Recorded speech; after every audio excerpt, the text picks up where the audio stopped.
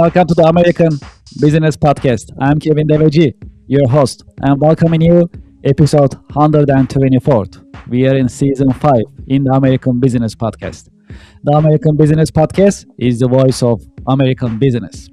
Today's number $2.9 trillion. That's the US manufacturing industry contributing around $2.9 trillion to US GDP.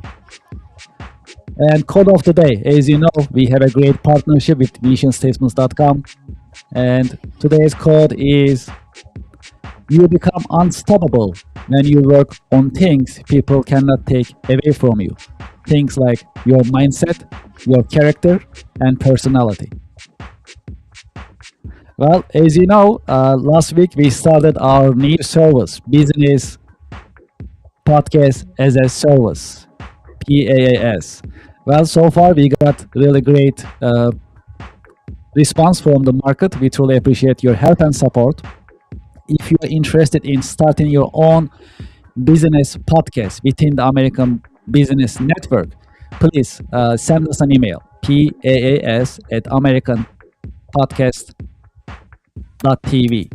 Our goal is to share our expertise with you, with your organization, to start your business podcast. And with your business podcast within the American Business Podcast Network, you'll have immediate, instant visibility in the American Business Podcast Network in front of thousands of the American Business Podcast viewers and listeners. If you're interested, please send us an email, PAAS, as in podcast as a service, at americanpodcast.tv.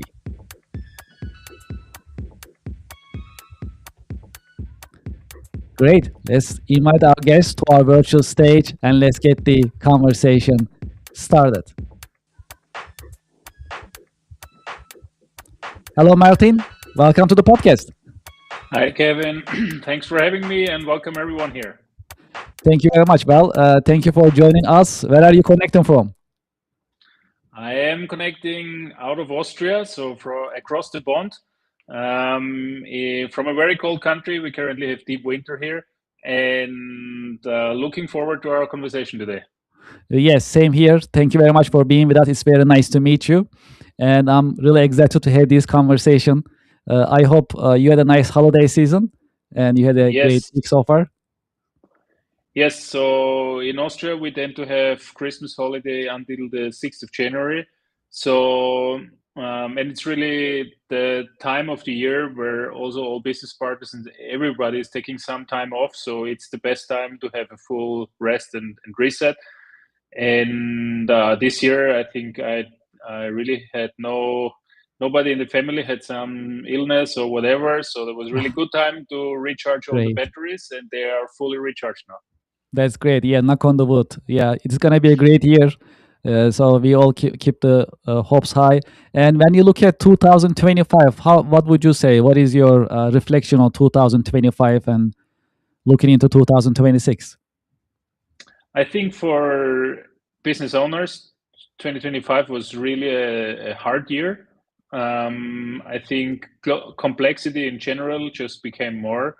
If you look at the whole macroeconomics that have changed, and especially for us coming from a hardware business that is at least has parts of its supply chain out of Asia, primarily distributing or manufacturing in Europe, and then distributing in Europe and now also in the US. So we are fully exposed to those risks and complexities. And of course, as an entrepreneur, your job is to navigate the landscape as good as possible. You cannot really influence it. So I think it became more challenging. But yeah, when the going gets tough, the tough get going. That's right. That's right. Yes, hopefully it's going to be a great year for all of us, professionals and businesses in 2026. Well, let's dive into it and let's get the conversation started in more detail. As a start, would you please introduce yourself and your organization to our listeners and to our viewers? Sure. So I'm Martin Pansy, Austrian and founder and CEO of Nuki. Nuki is a retrofit smart door lock. We are European market leader when it comes to retrofit access. So We are replacing your physical key, and with an app on your smartphone, you can install the device within 3 to 5 minutes. You don't need any additional tooling, no professional assistance, and so on. You can really do it on your own at home, and you're immediately good to go with your new digital key, and thereby, of course, making lives easier for millions of people, because we are in this phase in a transition over the next 10, 20 years where people will get rid of physical keys and more people will upgrade to digital keys. And that's also our mission, to make digital keys an everyday and common thing. Yeah, this is very exciting. Sounds like a revolutionary product. And well, let's learn a little bit more about you in terms of your professional background, if that's okay. And then we can Sure. dive deeper into Nuki and your vision about the company. Would you please tell us about your career journey? How did you get started? How your career journey has unfolded over the years? Yes, I think. Well, I started out at university, and I have an economics background, so business degrees, and I really never had the strong idea of doing my own business. So I really stumbled into it. Also, back at that time, all my friends at university were going into consulting, investment banking, or some other corporate job, and that's also how I started out. But I think after an initial year where I was working for another Austrian company and was more or less traveling the world for this company, my brother actually approached me. My brother he was the founder of Austria's most successful internet business at the end of the 90s and the early 2000s. And he asked me to join the company, which was, although he was my brother, it was never really my plan while I was at university. But then I started there, and yeah, somehow got infected by the virus of working for a small company where you really can see 360 degrees of the business. I think I really learned a lot in those first 2, 3 years, because I could see the full size of a business. Was working very close also with my brother, who as a CEO, of course, also had the full view on it. And I think those early experiences were really very helpful for me. And yeah, I said, since then, I was caught on by the virus. And a few years later, we then decided to start our own business. And we sold the business that we were initially running. And with the funds that we got, we invested into creating new ideas. And what we always wanted to do is launch something out of Austria, which can be successful on a global stage. And this almost necessarily means that you have to focus on a niche business. But digitalization, of course, helps you to sell more or less worldwide. And I think Nuki exactly fits that pattern, because it's something that we are developing here in Austria with really skilled people, and then we are distributing almost globally. And Nuki is what I've been doing for the last 10 years now. Yeah, that's more or less my history. So we did 2 or 3 businesses together, which were in the digital and software space. And then we had the crazy idea to reinvent keys, which also required hardware, making the business Yes. way more complex. And that's what I've been doing the last 10 years. So focused on making Nuki one of the leading access companies worldwide. When you look at your day-to-day work, what are the exciting and challenging parts of your work on daily basis? Well, I really love my work, and I'm 350 days a year motivated to get to work. So I would almost say I like all of my work. Yeah. I think for me is, of course, what I really like is there are certain periods during the year where you ask yourself more the directional questions. So where are we headed? Where should we go? And so on. Mhm. And those are the things that I like the most. So where we're really setting the direction for the coming months. Now is also a time where we are right into that, because always by the end of the year or when the new year starts, you are in this budgeting cycles and forecasting, and that's always where plans for the next year get finalized. And I really like that part where we are defining the road ahead. And that's something that I think also takes a large part of my overall time that I devote to the job. What is your vision for the company's future? Well, the vision is, so when you look at smart access or digital keys, in Europe today, it's roughly 4% of households that are using digital keys. In the US, it's already 10%. The US is always like 3 years ahead of Europe when it comes to the adoption of digital keys. And then there are projections how this will evolve over the future. And those projections are saying that I think in 10, 20 years from now, of course, this percentage will be at 40, 50%. And so the world is slowly transitioning into digital keys. And I always keep saying internally in meetings, we are now, for example, in Europe, European market leader. And it's nice if you're a market leader when the adoption is 4%, but it's way more important to be market leader when it's 20 or 30%, because the position is then much more valuable. And this is also my vision for Nuki. I want us to be the leading player for residential access in 10 or 20 years from now. And if we do that well, then I think we help actually people a lot, because we are making their lives easier. They don't need to worry about keys anymore. And doing that is really fun, because you immediately get the feedback from our customers that you're doing them something good, which is a really cool feeling. Sounds like it's a growing market, so it has a lot of feature. That's what I'm hearing from you. How about challenges? What is the biggest challenge that you see in your industry facing your organization? I think when we really take it from the digital lock perspective, then there is a product already out there, ours or competition, but smart locks as of today, they really have lots of values. There is no more rational reason why you go with a physical key. And people who vote for a smart lock, they're also happy with it. So if you look into reviews and measure customer satisfaction, people are happy. So the question is actually, okay, if now only 4 out of 100 have chosen one, a smart lock, how can I tell the story? How can I spread the product to the other 96? This is the biggest challenge, and this is also what will make the adoption grow faster or not so fast. And I think that's the most defining question that our industry is facing over the next 10 to 20 years.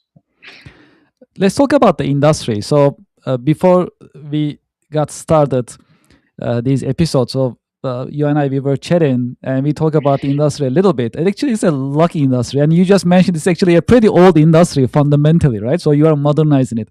Can you tell us about the industry overall? What is the state of luck and security industry? How do you see the industry overall? And what are the opportunities that you are seeing? Yeah, I mean, I think the industry, as you said, it's a very old industry. Locks are around since hundreds of years. Wow, that's true. And it's an industry that is more or less that made its fortune from bending iron.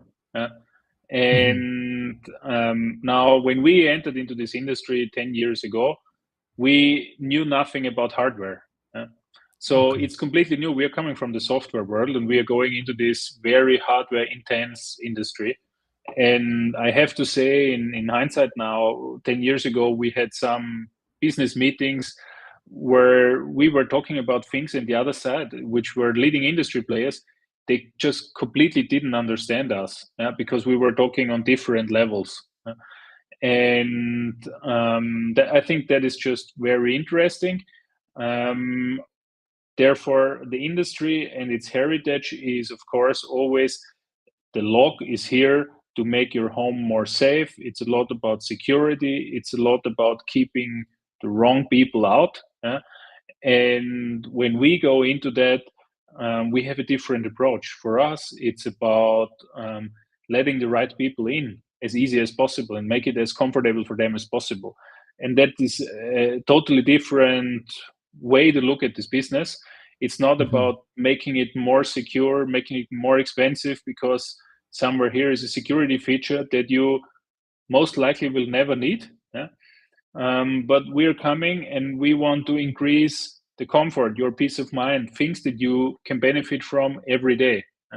And that is a totally different approach. And of course, that's has impact on the product, but it also has an impact on how the product gets distributed, how the customer relationship is during and also after the purchase. So for example, traditional lock industry, most of the players don't even know their customers because it's not required. On Nuki, every Nuki customer is using the Nuki app. So we have a digital channel to our customers. We can have a dialogue and so on. And it's a completely different way of doing the business. Yes, I mean, the more I listen to you, the more I understand. That's actually amazing. Because to your point, when I buy a regular lock, it's very transaction. I just buy and go, and there is no other communication going on with the vendor and customer between. And but from your point of view, that's a digital product. So there is a software part, there is a subscription part, there is a relationship management part. Maybe you also do some upsell, cross sell. It's gonna go to some other the dimensions, highly likely. So that's amazing. You are really revolutionizing that traditional industry. That's now I understand better. Yes. It's a niche, but we are revolutionizing that niche. Yeah, definitely. Absolutely, I like it. It's very exciting. Well, speaking of technology, let's talk about AI a little bit. How do you see the impact of AI on business nowadays? Yeah. Well, I think first of all, I think the impact of AI it's going to be massive, and I think we all have to transform. I think one shouldn't be afraid of AI and its potential implications, because if you adapt yourself, you will only become more valuable. And I really like the saying that you will not get replaced by AI, but you might get replaced by somebody who adopts AI better than you do. And this is more or less, I think, also how people should approach it. See it really as an opportunity to get more done, and just become better yourself or as a company. And that's in general, because I think AI will touch, if I look at our company, it goes across all the teams and all the functions, of course, because if I'm in customer support or in marketing or in product development, everybody can use AI. Then on the other side is, how will AI impact our product? And there, I think it's still a long way until AI cannot replace our smart lock. So from that point of view, I think we are in a quite good position, because AI is not eating our business, because the need for the lock is still there.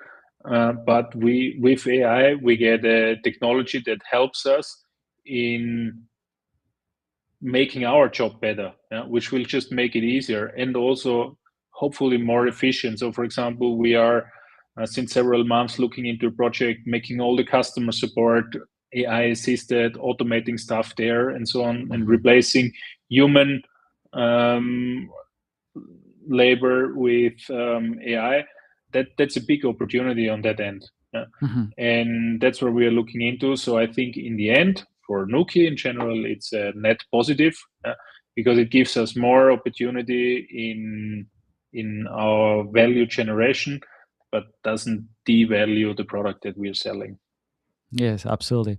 My background is also business software. So naturally, AI, especially just to support your point, AI agents coming in, and they're affordable, practical, and any size of business can actually utilize it nowadays. And what I'm hearing from you is actually a use case of it, that you are actually implementing it for customer service. Yes, that is great. That is the largest use case we have internally.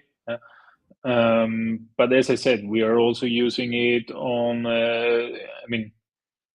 in marketing or so on. You use it on an everyday basis, because it's a very, very good sparring partner for your ideas. And That's true. sometimes it's amazing with the kind of quality of the ideas that come from AI. And the little context it actually needs, because it already gets so much context from what has already been fed into the AI in the background.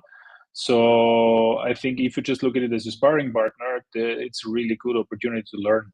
I just recently was actually in New York, and on my flight back, I bought a Wi-Fi on the plane, and I used 1 hour just to play around with Gemini in the end, and just throwing into ideas and getting feedback. It works really well on a plane because it doesn't require lots of data, because it's all text, and you can learn a lot in 1 hour if you Wow. use it the right way. How to survive crisis and uncertainty in business based on your experience? Yeah, unfortunately, I do have quite a lot of experience with crisis, because when working on Nuki, in the past 5 years, we really went through several crises as a hardware business. Of course, all the COVID stuff, then the subsequent chip crisis and the issues around availability of chips. Then there were similar things on supply chain side also in 2025, where things were quite tense.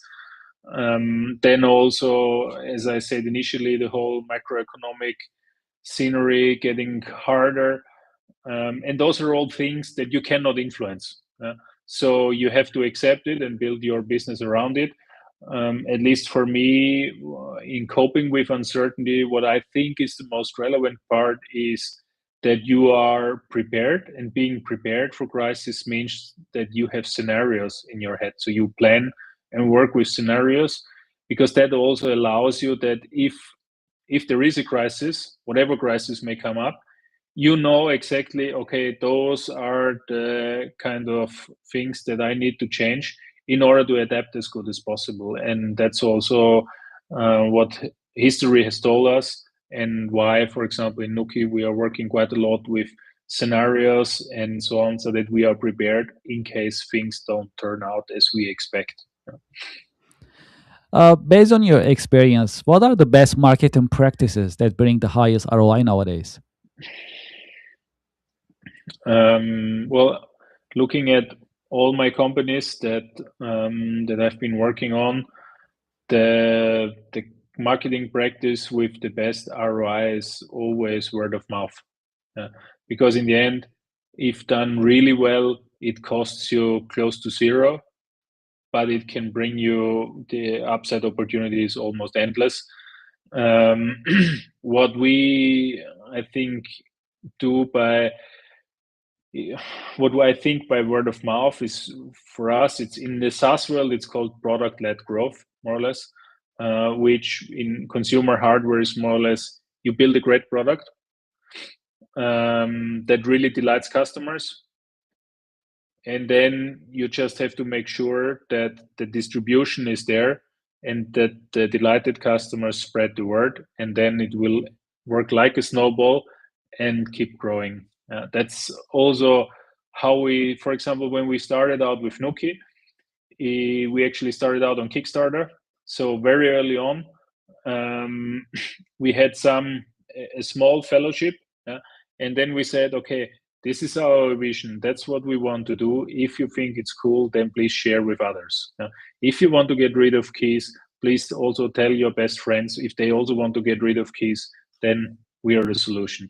And this more or less created a snowball. And then we shipped a good product, and then the first customers were delighted. They passed it on, and so on. And we know from data that roughly one Nuki customer brings 2.5 more Nuki customers.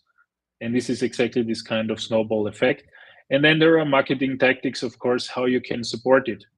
Social media is a great helper on that end. Also, all the kind of review platforms that you have. If you do well on reviews, then you don't give people a reason, if you get something like this recommended, to say no. You need to make the purchase as easy as possible. And that's, for me, definitely word of mouth, viral growth, and this done really well, it's unbeatable in terms of ROI. How would you define leadership from your point of view? And what are the great leadership qualities a good leader must have?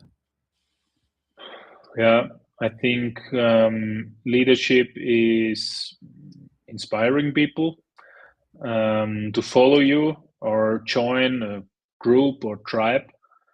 And I think to get there, so that people follow you, you need to have clear values. Also stand for those values, speak them out. Also have a vision. Where do I want to go? Where do I want to take the team or the company? And if you make sure where you're headed and how you would like to get there, then I think it's also way easier for people to relate to your vision. And I think also once you have that, this is kind of the basic framework. And if you have that set up well, then you will get followership. And then your job is primarily to really fight for the vision and defend it as long as possible to get to this vision, defend it and make sure that the whole team is goes towards that vision.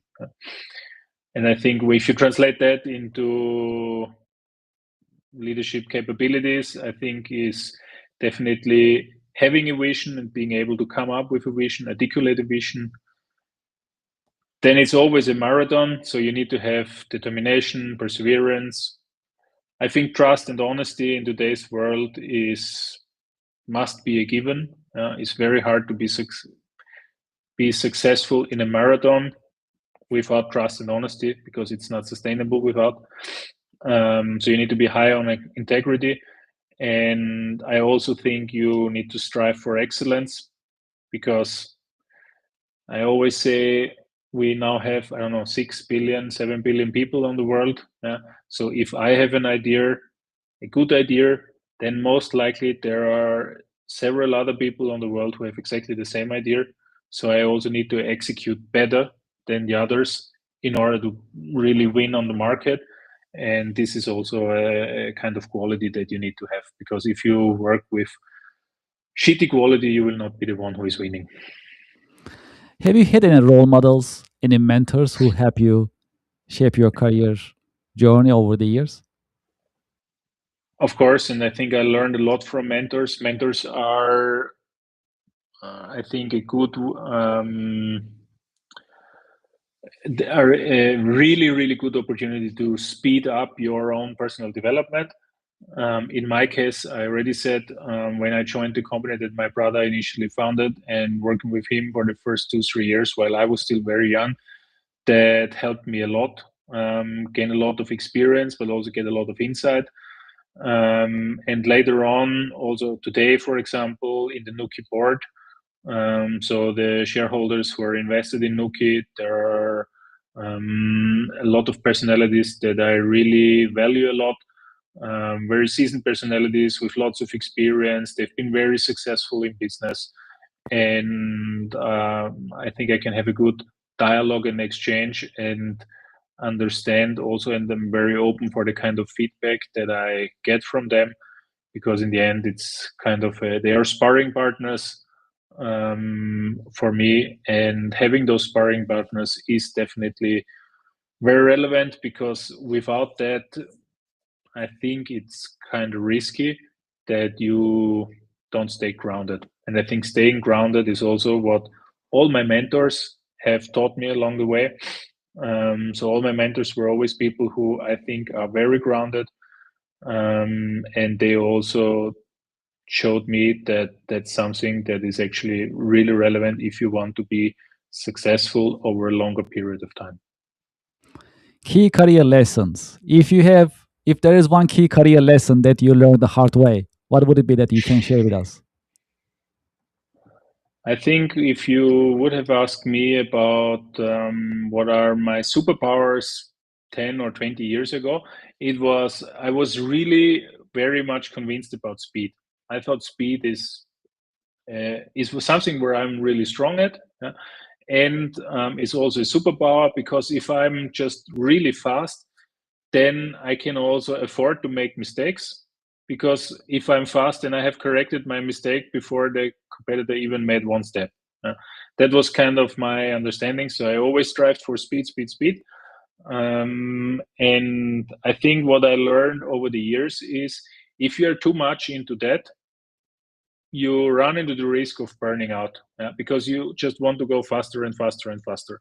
And if you want to be successful over a longer period of time, then you need to learn to go with the flow, and there is a certain rhythm for everything, and timing.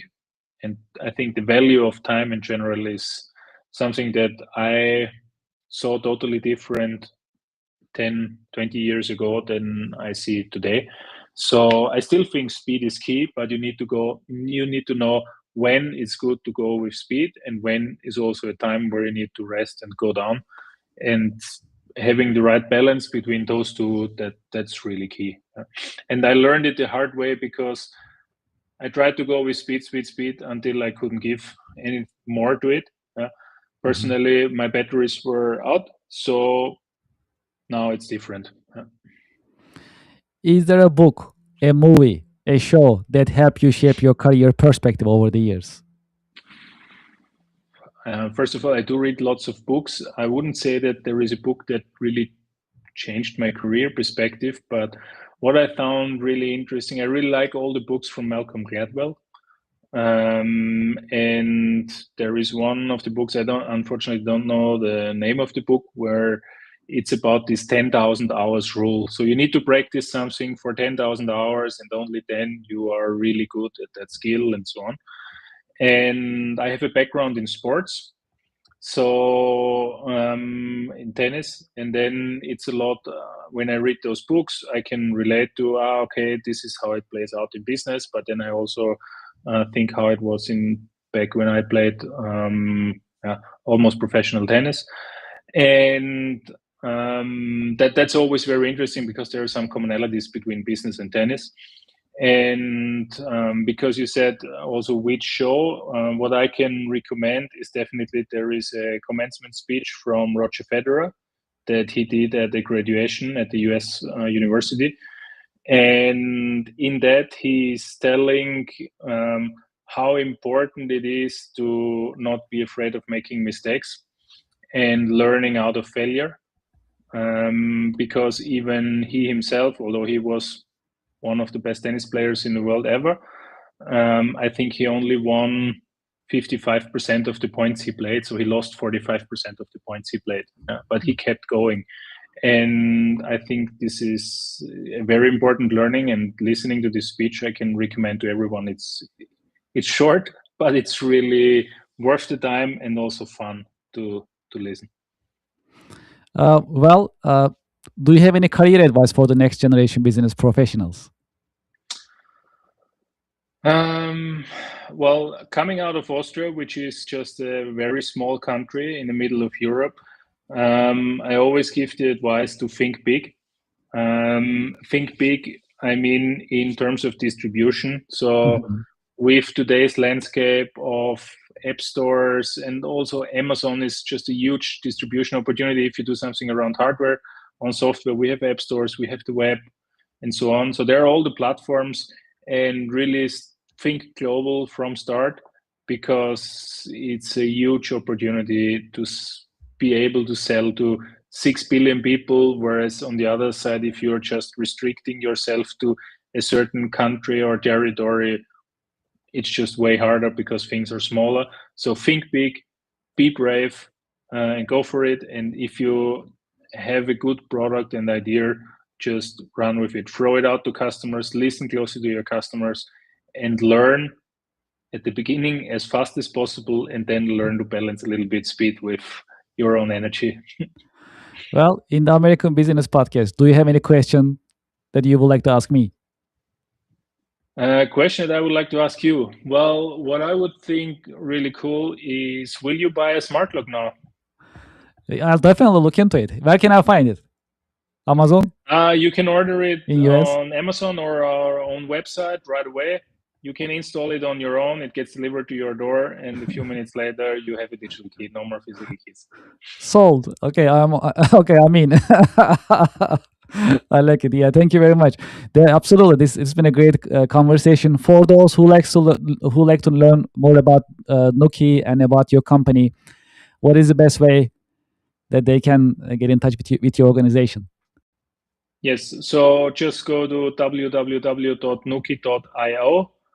and you can learn everything about Nuki there. If you want to get in touch with me personally, then I think LinkedIn is the easiest way to go. Just search up my name, and you will find me, and then just reach out. Martin, thank you so much for being with us in your busy schedule. It's been a great conversation, and thank you for sharing your professional insights and wisdom with us today. Thank you, Kevin, for having me and the American Business Podcast. Great to be here. I appreciate it. Thank you very much. I wish you a happy new year and great weekend. You too. Bye. Thank you very much. Well, to our audience and to our listeners, we'll be right back after a short break.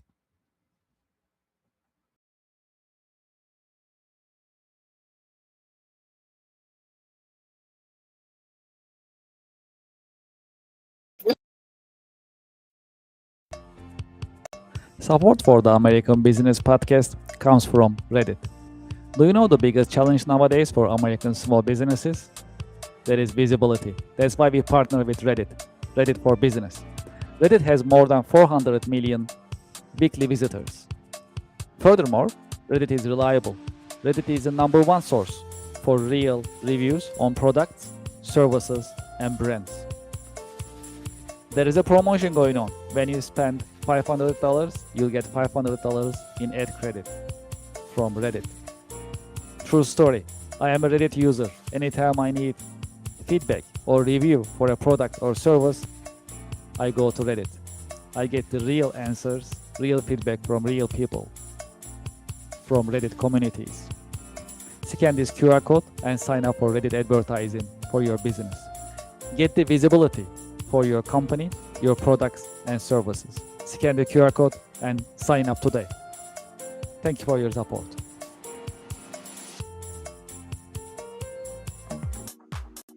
Support for the American Business Podcast comes from Brother.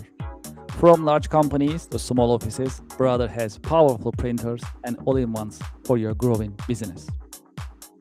Scan the QR code and find the best printers for your needs.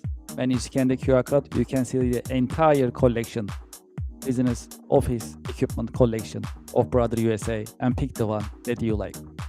You'll find printers, labels, toners, all-in-ones, and other office equipment available on Brother website when you scan the QR code. Scan the QR code and start shopping for Brother office equipment today. Thank you for your support.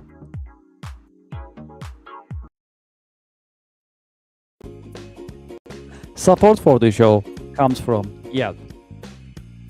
You know, I've been talking to more than 100 business owners in the American Business Podcast. Do you know the biggest problem for small businesses nowadays? It is visibility. That is why you should sign up and list your business on Yelp for Business. I have the QR code on the screen, and when you scan the QR code, the form will show up on your screen and you can sign up on the registration form. It comes with free trial with no obligation. Make it easy for your customers to find you. Do you know there are more than 70 million customers visiting Yelp website looking for services from businesses just like yours? Restaurants, home services, professional services, and many other businesses are being searched on Yelp on daily basis. That's a great opportunity. If you list your business on Yelp, you'll be findable, searchable, and you'll be visible.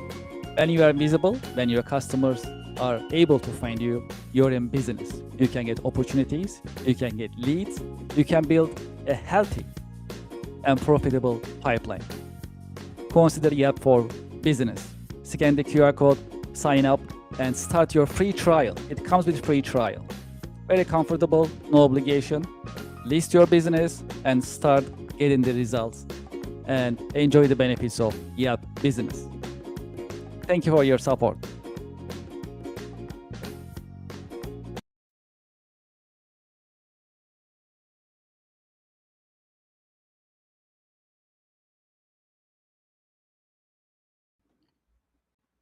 Thank you very much for being with me in the American Business Podcast. I hope you enjoyed today's episode. It was very informative. And we talk about an interesting industry, luck and security.